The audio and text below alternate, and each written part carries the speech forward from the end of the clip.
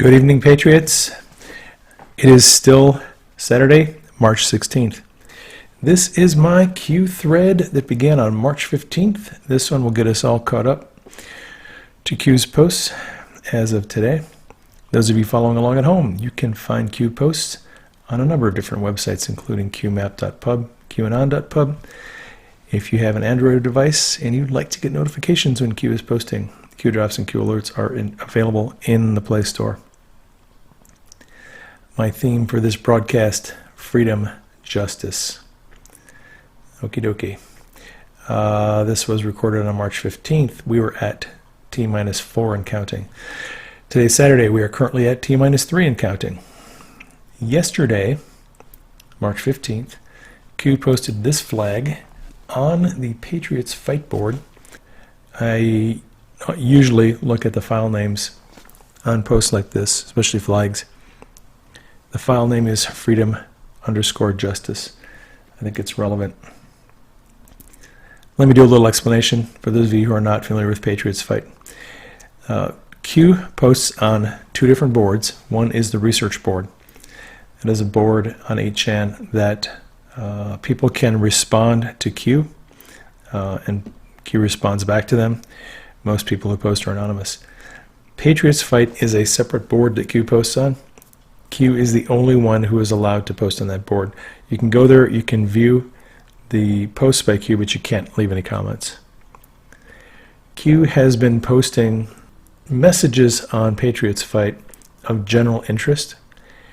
On November 9th and November 11th, Q cleared out all of the previous posts that had been on Patriots Fight. You can still find those posts on qmap.pub and qanon.pub, but they're not on. If you go to the 8chan board, you won't see those posts anymore. What you'll see there right now are these posts. You'll see the gavel, you will see the flag post that was put up there on November 9th, and then you'll see all these placeholder posts. Indictments tracking civil, non-civil, Supreme Court rulings, branch terminations, leaks, acts of treason, Five Eyes, FISA, D-Class. Those placeholder posts are there as a predictor and as a reminder to let us know the matters that are going to be coming up in Q and the President's mission. And then in the lower right-hand corner, if you're watching this on video, you'll see that flag post. That is the latest post. Q hasn't posted anything on Patriots Fight since November. I think it's very relevant that Q posted that flag yesterday. I think we're going to see these placeholder posts get updated. All right. If you are looking for how to get to Patriots Fight, you can come to my Twitter thread here. It's just 8chan.net Patriots Fight /Patriots Fight. If you go to 8ch.net /Patriots Fight /res /440.html, you will come to this page, and this has all of the placeholder posts on it. And like I said, I think we're going to be getting updates on that pretty darn soon. I'm kind of excited. Okay, so Q posted a link to an article about WhatsApp co-founder Brian Acton urging people to delete their Facebook accounts and remove all related apps, accusing Mark Zuckerberg of trading privacy for money. Q posted a link to that article and wrote, "Dark to light." We know that WhatsApp, Facebook, and Instagram, Q has said, all came out of a DARPA program called LifeLog. The chairman of the Joint Chiefs of Staff warned that Google is providing assistance to the Chinese military. I'm going to let you listen to this video. The work that Google is doing in China is indirectly benefiting the Chinese military. And I've been very public on this issue as well. In fact, the way I described it to our industry partners is, look, we're the good guys. the values that we represent, in the system that we represent, is the one that will allow and has allowed you to thrive. And that's the way I've characterized it. So I was just nodding that what the Secretary was articulating is a general sense of all of us as leaders, and we watch with great concern when industry partners work in China, knowing that there is that indirect benefit. And frankly, indirect may be not a full characterization of the way it really is. It's more of a direct benefit to the Chinese military. I just want to underscore this for the record so that we are absolutely, perfectly, 100% clear here that Google, an American company based in this country, so again, it's supposedly an American company, is doing work in China that directly or indirectly benefits the Chinese government at a time of increased peer competition with this country. We are in a struggle with the Chinese government over whether or not they're going to become a regional and maybe global hegemon with values very different from ours, certainly values that do not favor freedom in the world. And we have an American company that does not want to do work with our Defense Department, which is one thing, but they're happy to help the Chinese, at least the Chinese government, that is, the Chinese military, at least indirectly. I think that's just extraordinary. Q posted a link to that video and said, "Dark to light." Q posted, "These people are sick and evil. It is not a coincidence. It never is." Q. Yesterday, Senate Judiciary Chair Lindsey Graham sent a letter to Attorney General William Barr requesting documents related to allegations that Department of Justice officials planned to invoke the 25th Amendment to remove the president from office. That has to do with Rod Rosenstein offering to wear a wire to record the president. So Lindsey Graham is all over this thing, and we're going to get to the bottom of this eventually. Q posted a link to that tweet from Senate Judiciary. Enoch on Twitter posted this graphic. I think they all need to watch that video Q Plus linked to. This is the post that we mentioned in the last video. 12 links in there to the YouTube video. This video will get Donald Trump elected. And then you have names of the 12 senators who voted against the president in his emergency declaration to secure the border. Q posted a link to that tweet. All right. Yesterday, the president signed a veto of the bill passed by Congress that attempted to halt the national emergency on the southern border. I'll let you listen to this short video clip. As president, the protection of the nation is my highest duty. Yesterday, Congress passed a dangerous resolution that, if signed into law, would put countless Americans in danger, very grave danger. The Democrat-sponsored resolution would terminate vital border security operations by revoking the national emergency issued last month. It is definitely a national emergency. Rarely have we had such a national emergency. Therefore, to defend the safety and security of all Americans, I will be signing and issuing a formal veto of this reckless resolution, and that's what it was.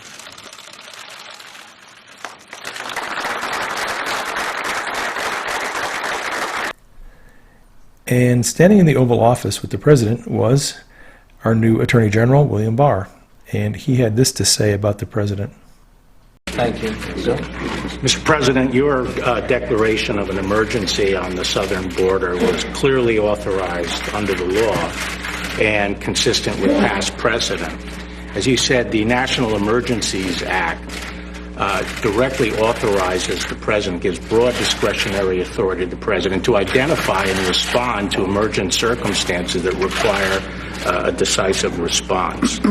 And the humanitarian and security crisis we have on the border right now is exactly the kind of emergency that presidents are permitted to address under the National Emergencies Act.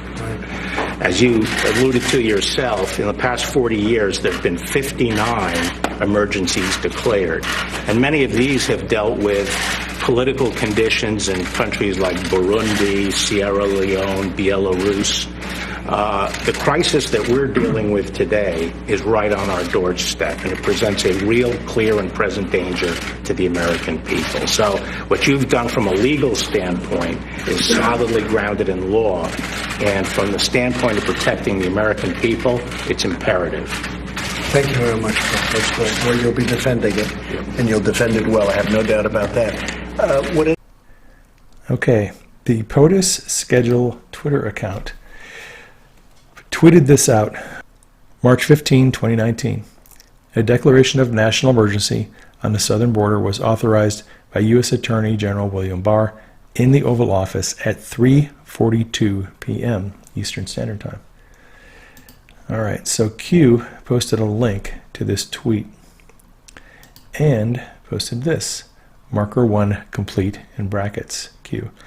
And, oh look, it is the Q post with the watch, and the time is 3:42. Same time Attorney General Barr is in the Oval Office approving of the national emergency.